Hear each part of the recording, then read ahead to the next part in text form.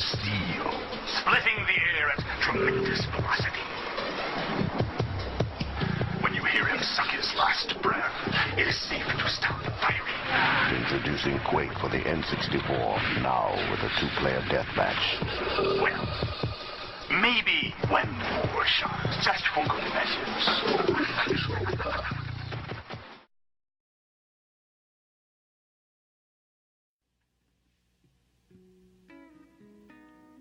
You ever just play Quake and think to yourself, boy howdy, I reckon this game would be mighty fine if it ran at 15 FPS constantly, and required holding Satan's Trident to play it? Well, luckily enough for you, such a version was made, and let me tell you, it's really fucking dreadful. But, as my hands contorted around the controller, it got my brain juices a-flowing. A lot of PC games from the 90s to mid-2000s got some pretty interesting ports to home consoles. Nowadays, most console games are basically on par with their PC counterparts to a certain extent, and don't require much in the way of alteration to get them to work properly. Basically, you're gonna be experiencing the same game in almost the same exact way, regardless of the platform. But prior to the advent of HD consoles, it was a gamble as to whether the port would be a downscaled port of the source material, or a experience that was different enough from the original to warrant its existence on its own. So, of course, yours truly decided to go through his library and place some console ports of some pretty prominent PC games from way back when to see how well they stack up. And I think the best way to do that is to start off by looking at one of the granddaddies of 3D FPS games, Quake, on the N64.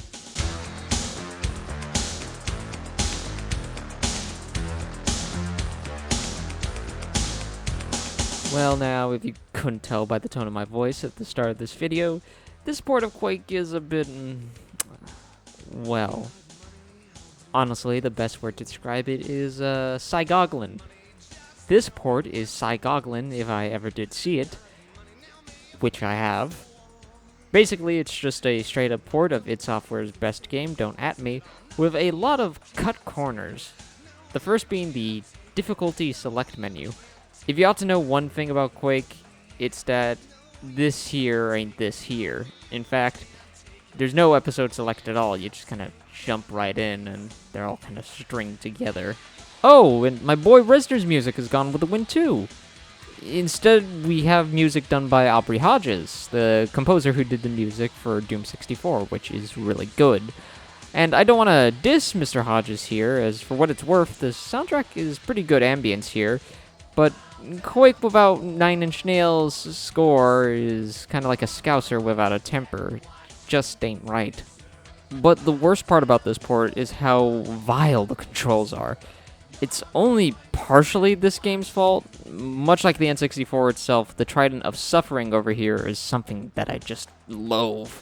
Any game that's on the N64 plays 10 times better on another platform just by virtue of not having to use this fucking thing. However, the general mapping for this game is so sorry that no matter how you adjust it, it still feels off. One thing me and my friend Steve noticed when playing this game's deathmatch on here, which only supports 2 players by the by, is that you kind of mentally adjust to the shit controls, but at the expense of forgetting how to play normal shooters, like some sort of weird Stockholm syndrome. Like, when I jumped into Quake 2 on the N64, which has a much more modern and normal control scheme, all things considered, I genuinely struggled to play the game properly. This here isn't just me being bad at the game. This is me actually forgetting how to fucking play FPS games on a controller. Now, if there is one thing I can say that I like about this port, is that the skyboxes are a bit cooler here.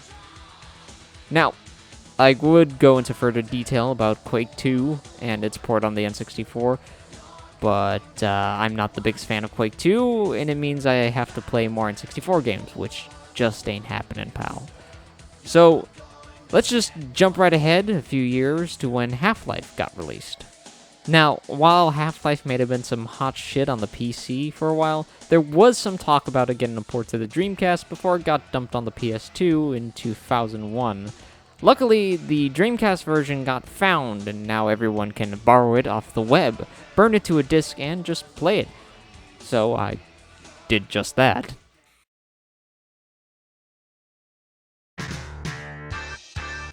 So, Half-Life is a pretty good game, Dreamcast aside, but of course, playing it on the Dreamcast makes the experience that much better. And by that much better, I mean kind of awkward.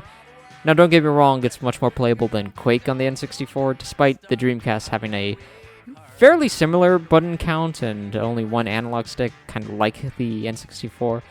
The A, B, X, Y buttons are used for strafing, the right trigger for shooting, left trigger as an alt button to cycle through weapons, D-pad does some miscellaneous stuff like jumping and turning on the flashlight, and the analog stick is used for looking around. There is an auto-aim feature, which is honestly really helpful, and to be honest, necessary for console FPSs.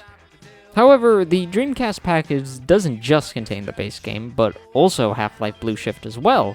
In fact, Blue Shift was originally supposed to be a Dreamcast exclusive expansion, but once the port got dropped, I guess they kinda just shifted it to the PC.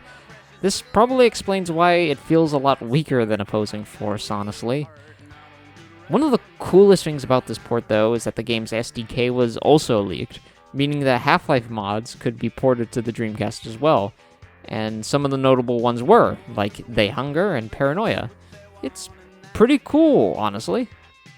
I'll just say this, there really isn't much to be said here, though.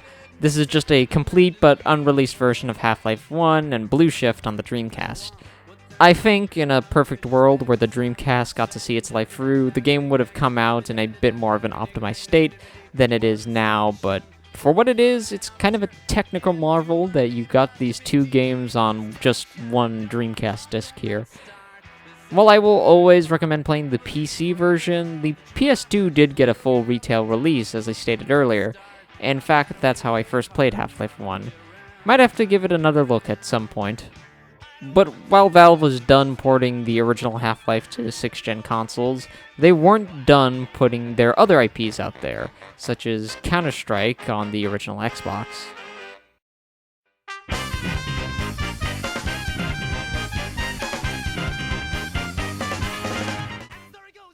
Released in 2003, this version of Counter-Strike is fairly interesting.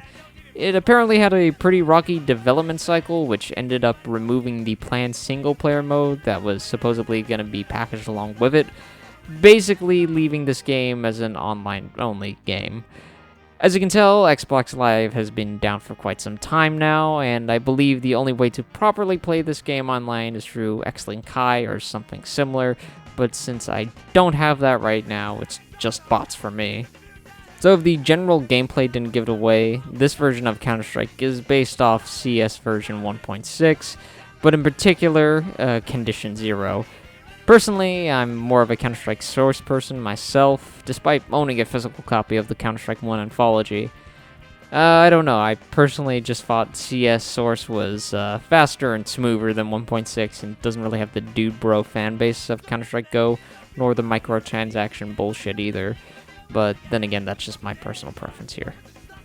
To me, Counter-Strike is the definition of a PC shooter, so seeing it on a console is a bit strange to say the least. But considering the original Xbox was essentially just a Windows 2000 PC shoved into a funny-looking shell, it makes sense that they chose this platform over the PS2 or, God forbid, the GameCube. Oh, and hey look, this is the first console I've talked about so far that actually has two analog sticks. Thank Christ. But even then, it takes some time to get used to playing a game like this. Counter-Strike is just a bit too fast-paced to be played with controllers. Even with the slight aim assist, it still feels wonky. Halo just kind of makes this shit look easy. The control setup really isn't a problem here, it's just more so that this game isn't meant to be played on this platform. But that doesn't stop this port from being somewhat interesting.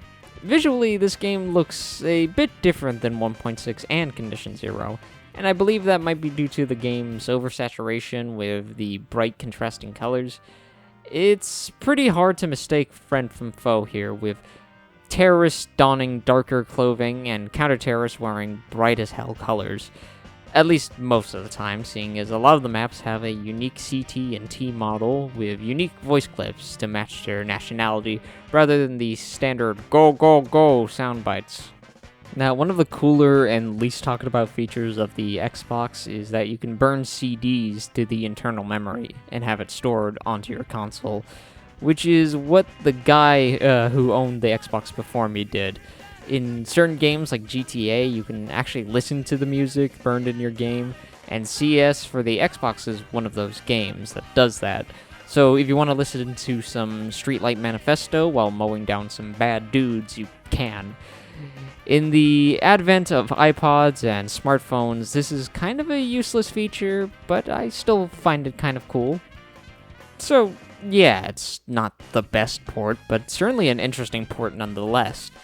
But possibly the most interesting port we'll be talking about today is none other than 2005's Xbox port of Doom 3, in particular the Collector's Edition, and I'll explain why that is later on. But for now, let's give this one a gander.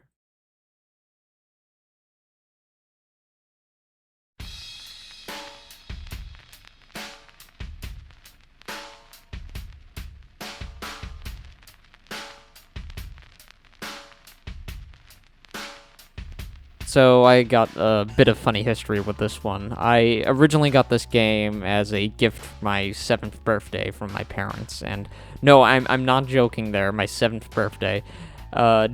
See, Doom was possibly one of the first games I ever played, so when they saw that Doom 3 was coming out, I guess they kind of thought it would be like the classic Dooms, basically a lot of cartoonish violence against some spooky demons and zombies that barely look like people in the first place. Well, as we can tell, it wasn't. So, like, yeah, Doom 3 scared me so bad that I basically never played past the first 5 levels before I switched the console off and never touched it again. Until about 2 years later when I sat down and played the whole thing proper. So, yeah, I have a lot of fond memories of this game. A lot of people who are wrong hate this game, and often hail Painkiller 2016 as the true successor to the classics, but that's silly because it's a Painkiller game and not really a good one at that. So, coming back to this one in particular, this port, that is, was kind of nostalgic for me, and not because it's just my history with it, but because this version is actually pretty unique in comparison to any of its other counterparts. Now, what I specifically mean by that is that some of the levels were broken up and reworked to be played better on the original Xbox, while in a lot of other console conversions, that would kind of be a bit of a drag. I actually don't mind it at all here. Sure, there are a few more loading screens than in the original version, but the level changes are still fitting in with the original tone that the game was going for. It still feels organic to the original experience, and honestly, some of the changes make more sense. See, in the second level of the PC version, the scientist that the Doom Marine is looking for is across the facility, which requires you to walk across the Martian surface, which is just so strange to me. You're telling me the UAC couldn't build like a bridge with air connection between the two buildings? But in the Xbox version, he's just deeper in the facility, which just makes more sense. There are some other exclusions and cuts in the very same level, like the crane room being excluded, but honestly, none of it really bothers me that much at all. If there is one thing that remains completely unchanged, it's the gameplay. You shoot bad guys till they die. The only big difference here is the fact that you're playing it on a controller. Actually, on the topic of controllers, I hate to say it, but Doom 3, in my personal opinion, feels better on a controller than with a keyboard and mouse. Sacrilege, I know, but Doom 3 is slow enough to not really feel hampered by using a controller at all. And man, does rumble make a difference when firing some of these guns. In the PC version, firing anything feels weak and kind of unresponsive, but with the added rumble, you feel like the power behind each shotgun blast or spray bullets from the SMG. Shit just feels good, but that might just be because I'm using the Duke controller like any true Xbox fan would. But The most unique feature to Doom 3 on the Xbox is the co-op campaign, in which you could play an even more condensed story mode of Doom 3, but with a buddy through LAN or Xbox Live. No other version of this game has this, aside from a mod made for the PC version that honestly wasn't all that great. Not gonna lie, this shit looks really cool, and if I ever do get X-Link Kai, I'm totally gonna give this one a go. So, one of the other reasons I kind of made it a point to mention that this is the Collector's Edition is because it comes with two very cool extras. The Ultimate Doom and Doom 2 in their entirety, sans the Master levels. And at the time of this port's release, 2005, these were the best home ports of these games. For like upwards of 6 years, this was about the only way I played the classics, and whenever my cousin would come over, we would just spend hours just fucking about on random levels. Honestly, this is a really cool addition, and I'm glad it kind of got bundled with this package. Doom 3 Resurrection of Evil got a separate port a while after on the OG Xbox. It also came with Ultimate Doom and Doom 2, but considering Doom 3's Collector Edition costs almost nothing these days, it's really a matter of which you pick up, though the steel case is rad as fuck here, so I'd recommend this one.